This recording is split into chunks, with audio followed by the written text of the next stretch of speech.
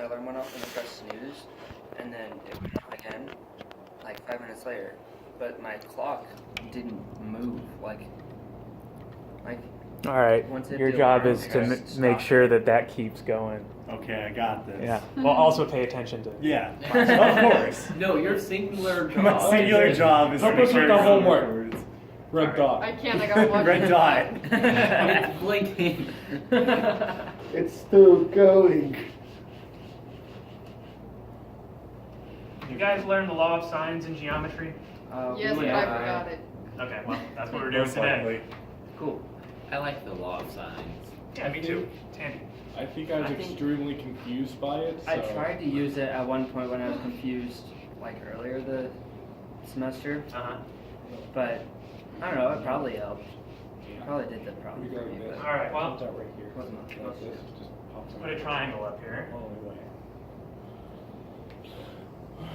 not necessarily a right triangle.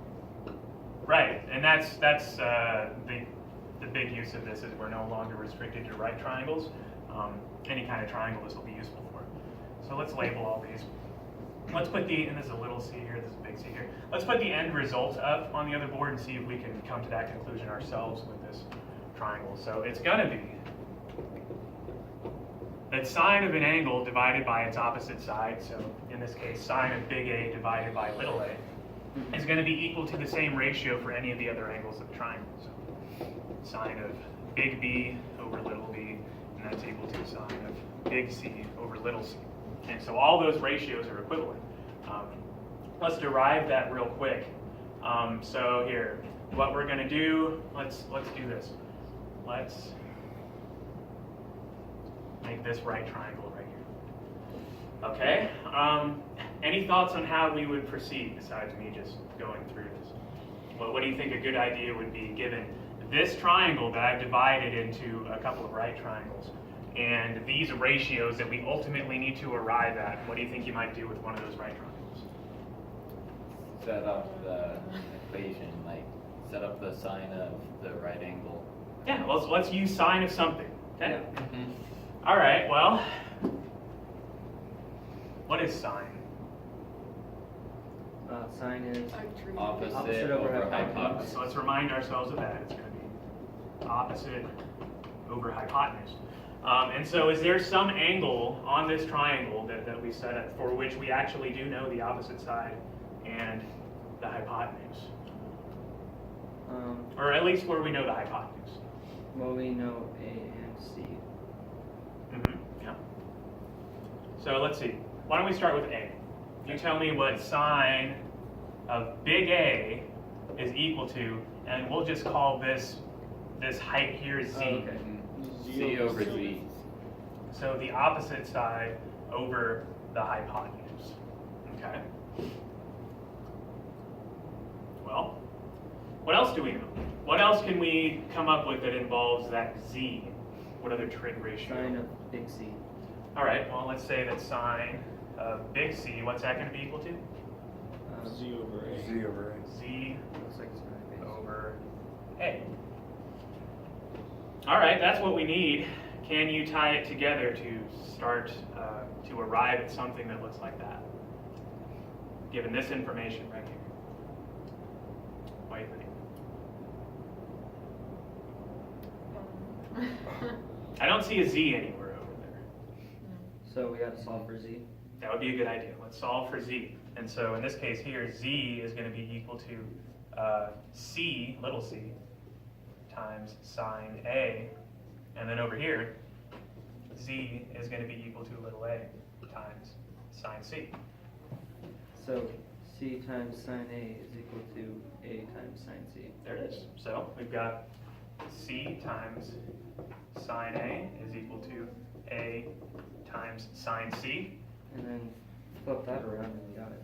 Yeah, so let's divide both sides by A, divide both sides by C, and we end up with sine A over little a is equal to sine C over little c. And that's 2/3 of what we're looking for over there. And can you imagine, can you trust me, that if I were to turn Z into this length here, right, or this length here, we would be able to come up with another ratio, another equivalence of ratios and by the transitive property, we would end up with all three of these being equal to one another.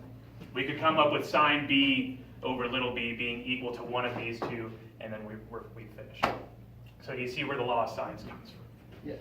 Well, now we just need to know how to use it. So let's get to that.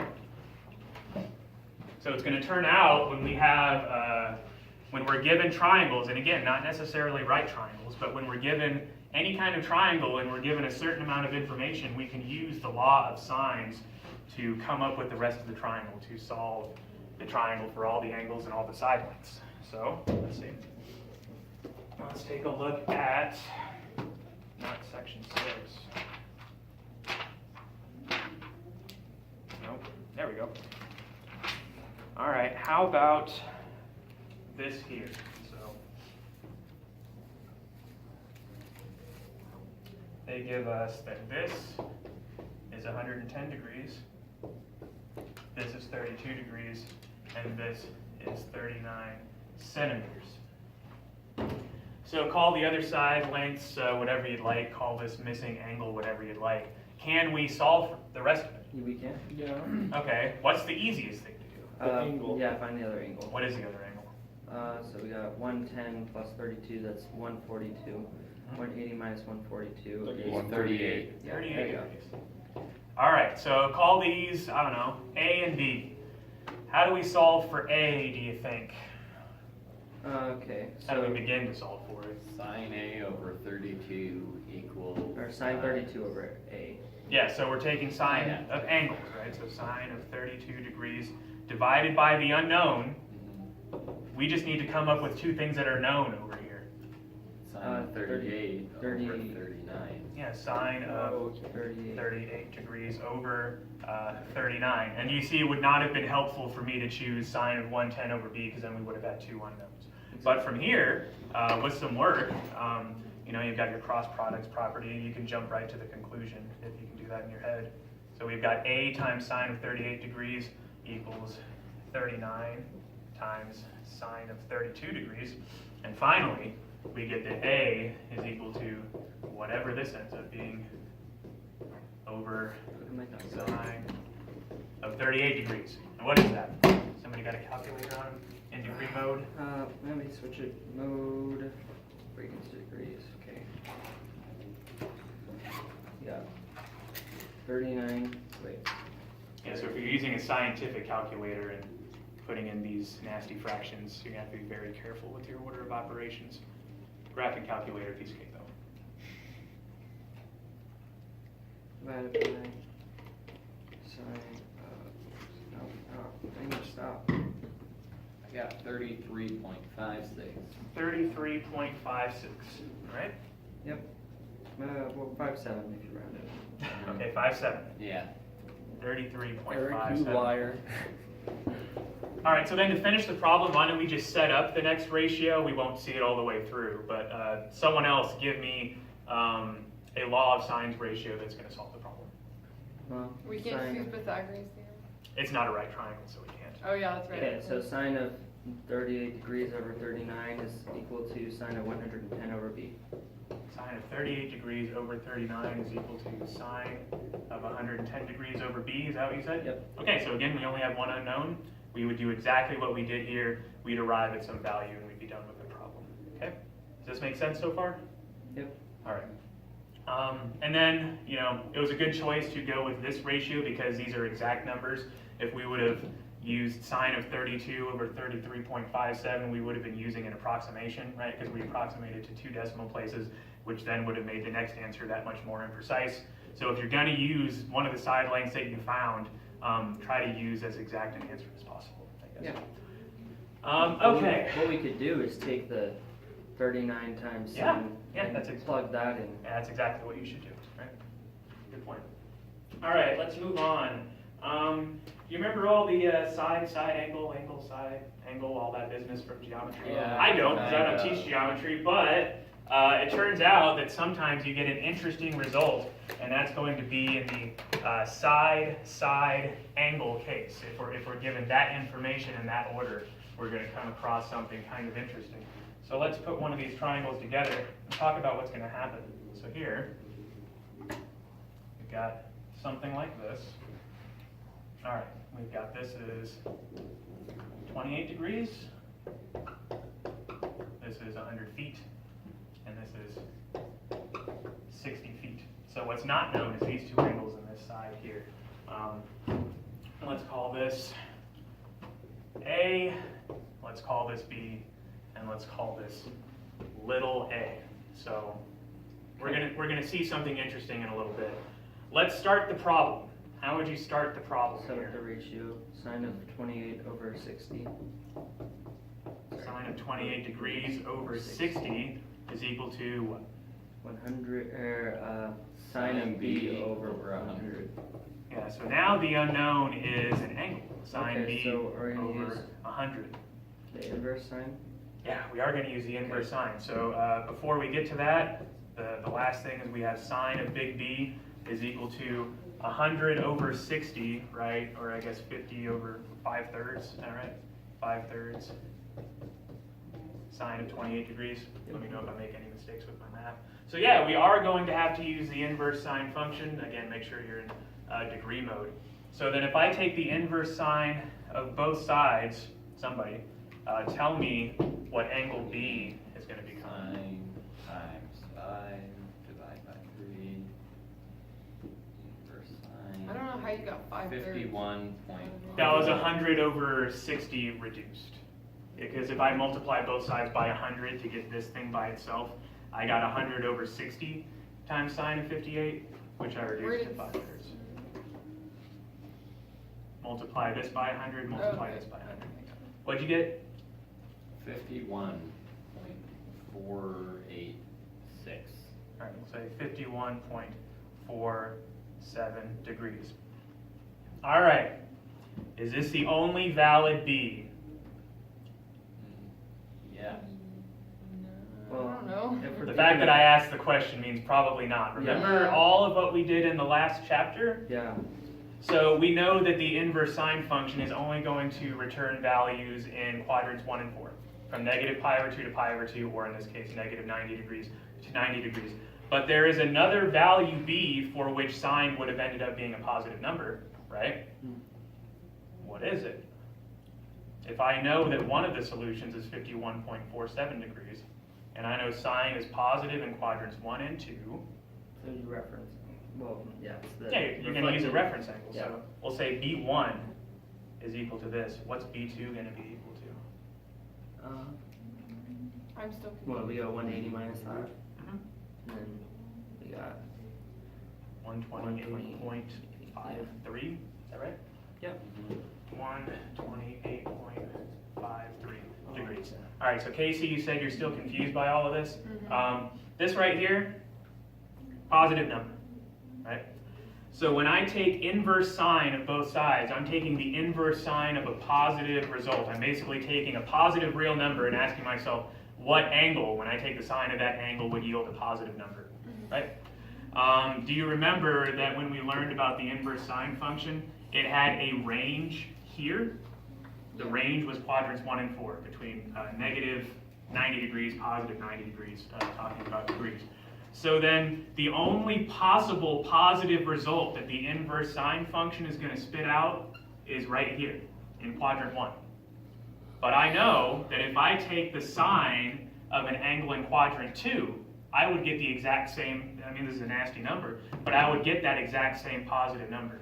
So we have to use the concept of reference, I know we've been gone for a while, but we have to use the concept of reference angle. So if this angle right here is 51.47 degrees, I could reflect over here into quadrant 2, and 180 minus 51.4. So is that all coming back now? Yeah.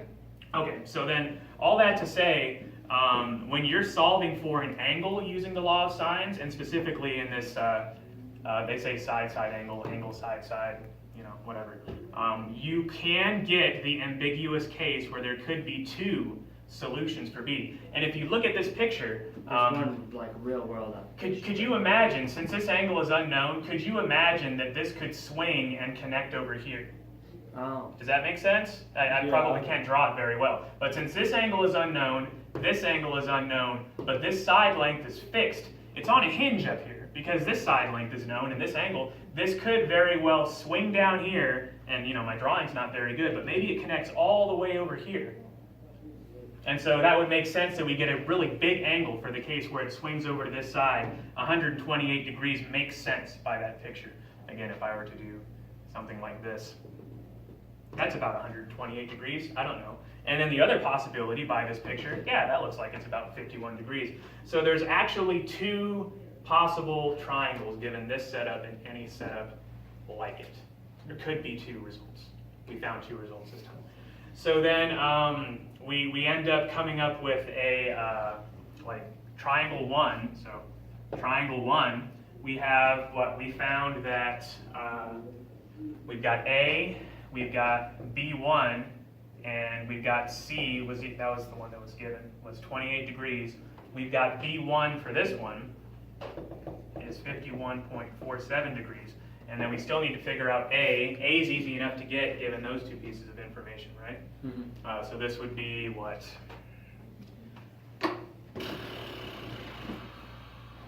What is this? What is A? Consider 100.53 or something? Yeah, 100.53. Okay. Okay, then we have the corresponding side lengths. So we've got A, and then B, and then C. We know that little b is 100. We know that little c is 60, right? So then there's one piece of information left to solve, and then we're going to have to do it all again for triangle 2, however you wanted to note it, right? We would need to replace this b with b2 that we found. So sticking with the first triangle that we came up with, what's gonna finish it? What's gonna give us little a? Would you sine of big A over little a? Yeah, equals exactly. sine of B? Yeah, sine of 100.53 degrees over the unknown is going to be equal to, Let's go C. Let's go C because that was given to us exactly, right? Sine of 28 degrees over 60. And like the last problems, A would be equal to sine of 28 divided by 60 times sine of 100.53. There's A. Can you guys do that? Mm-hmm. Okay, so that is done. So triangle 2, you would have to do it over again, right? We know A is still going to be 100 point, C was the one that was given. C was 28 degrees. We found the other option for angle B, and that was 128.53. Okay, so then let's see, we're going to be left with 23.47, is that right? Yeah. 23.47 degrees. So we've got A, we've got B, Would we've the got C. lengths stay the same? What's that? Like, would like the given length? of The given sides length the would same? stay exactly the same, right? Alright. So C is still going to be 60. And B will still B is still going to be 100. And so the only thing that's going to change by this substitution here is the end result for A. But we're still going to just set up a law of sines ratio equivalence to solve for little a there. Does that make sense? Yeah. Okay. So basically, I mean, the book says, anytime you recognize side, angle, side, in whatever order, be prepared for the possibility of two triangles, but it also should have come as common sense when we're taking the inverse sine to solve for an unknown angle. There's always the possibility of multiple solutions, right? So just keep that in mind that when you're solving for the unknown angle and taking the inverse sine, make sure to use reference angles to get solutions in both quadrant 1 and quadrant 2. Okay? Yeah. All right. Let's do one more. Wait, I have a question. Yeah. So since we have to label B as B1 and B2, shouldn't we have to label A as A1 and A2? Yeah, that's fine. And this could have just been B, and the change denoted by the fact that I called the triangles different things. But you're right, by my naming scheme, I should be calling that A1 and A2. Whatever you choose to do. Okay. Yeah. So for this, do you have to use sine, or are you able to use tangent and cosine? We are going to come across something called the law of cosines, I think tomorrow, which is going to be for triangles for which the law of sines is not helpful. So if you imagine we had a triangle like this here, and say we knew this angle, say this is, I don't know, 47 degrees.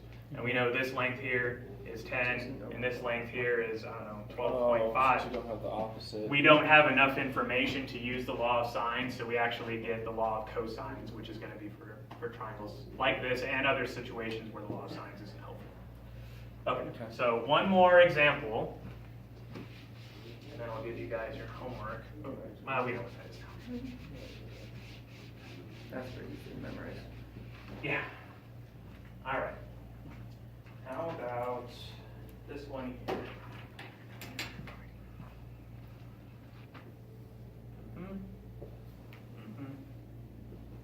Okay. Well, 40 degrees, 200, 220, and that's it.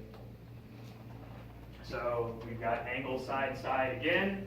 We expect the possibility of multiple triangles that are valid given this information. So let's see, let's call this A, let's call this B. That would make this little a here. So how do we start?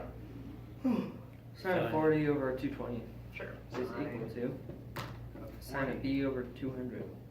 Oh, I thought you said 740. I was like, where are you seeing 740? Sine of b over 200. 200. Okay, so then So we got sine of b 10 over 11. is going to be 10 11ths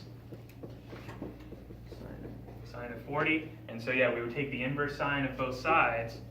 And what is my first result for b going to be? And We'll say b1. divided by 11.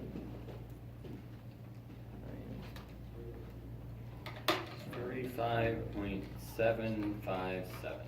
35.76 degrees, Yep. which would make the other possibility in quadrant 2, what? 144.24? Yep. 144.24. Okay. All right. So like the last problem, we have two possible angles for angle B. Is there a problem? There's no problem over here for this one, but I'll tell you there's a problem with what we see. For Oh, I get it. I see it. What is it even? With B2, it's over 180. Yeah, The so given we angle. can't just blindly accept both triangles as being valid, because yeah, as soon as I substitute this in here, just two angles and we're already over 180 degrees. So this is not possible. Make sense? I get it, Yeah. yeah. Yeah, so then we would finish this like we finished the previous ones. So let's see, we said this was 35.76 degrees. Figure out angle A given these two, use the law of sines to get the last side here, and then you're done. And all your homework problems are just going to be problems like this. Look out for the case where there could be two triangles, and definitely make sure the angles make sense. Any questions about any of this stuff? No? All right. It's kind of self-explanatory after a while. Yeah. Is the thing still? Yeah. All right, good. We have a red dot. We are good to go. The red dot's still blinking. 7-1. Let's see.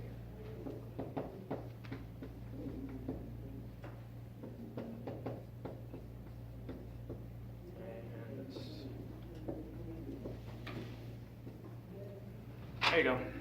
Yeah, another way of thinking why that couldn't work is because the side length 220 is longer than the 200, so if you were trying to bring it closer for a number